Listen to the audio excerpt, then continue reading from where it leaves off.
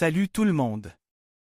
Aujourd'hui, on parle de Sissoul, un film de 2010 qui m'a vraiment bluffé. On commence par un thriller psychologique, ça vire au polar, et finit par un fantastique envoûtant. Et le plus fou? Toutes les énigmes sont résolues à la fin.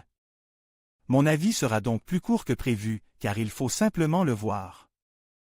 On suit le parcours de Caroline Harding, une psychiatre interprétée par Julianne Moore, que vous connaissez peut-être pour son rôle dans Le Septième Fils. Elle est souvent appelée par la police pour évaluer des criminels feignant la folie. C'était des voix, c'est toujours plus facile que d'assumer ses actes. Caroline a une petite fille, Sammy, un frère musicien, Steven, qui garde souvent sa nièce, et un père, lui aussi psychiatre. C'est ce dernier qui lui présente David Bernberg, un patient apparemment ordinaire en fauteuil roulant, intelligent, concentré, responsable. Caroline pense d'abord à une mauvaise blague familiale. Mais un coup de téléphone de David change tout. Même visage, mais une personnalité totalement différente, Adam, qui marche parfaitement. Jonathan Rhys-Meyers, que vous avez peut-être vu dans Black Butterfly, incarne à merveille David, Adam. Caroline soupçonnait une simulation, ou au moins une conscience de ce qui se passe. Elle veut découvrir la vérité. Elle trouve des photos d'école de David et réalise qu'il s'agit d'une autre personne. Elle rencontre sa mère et découvre une histoire terrible. David était un footballeur prometteur, devenu paraplégique après une chute. Après une période d'espoir, puis de désespoir, il a été retrouvé mort dans une forêt.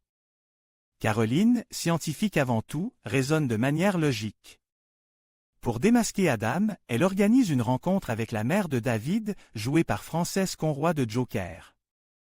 Le résultat est stupéfiant. David est bien le jeune homme assassine il y a des années. Le film souligne l'importance de la flexibilité mentale.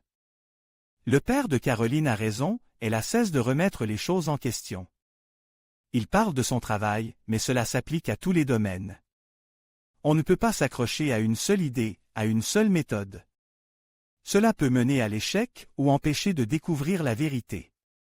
Il ne s'agit pas de renier ses convictions, mais de rester ouvert aux nouvelles preuves et intuitions.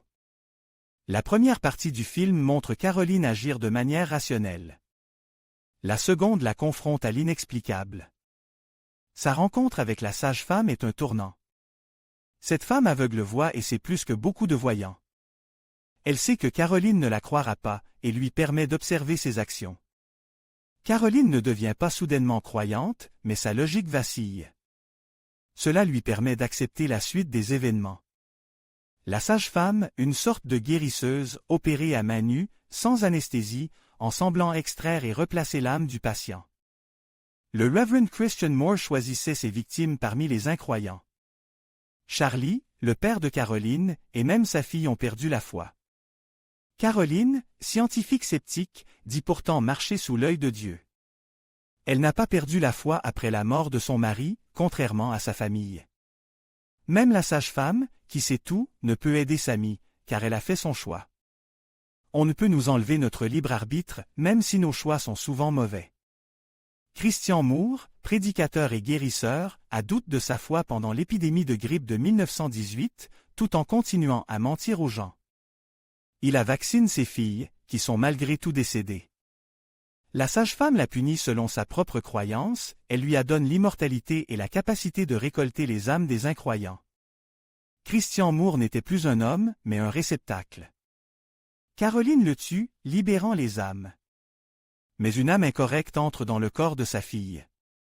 Sammy disparaît, remplacé par David. En conclusion, Sissoul est un film excellent, intense et imprévisible. Une première vision est époustouflante. La réalisation est impeccable, l'histoire cohérente. Un tel mélange est rare de nos jours. Cependant, je trouve qu'il y a une propagande religieuse assez flagrante. À vous de juger.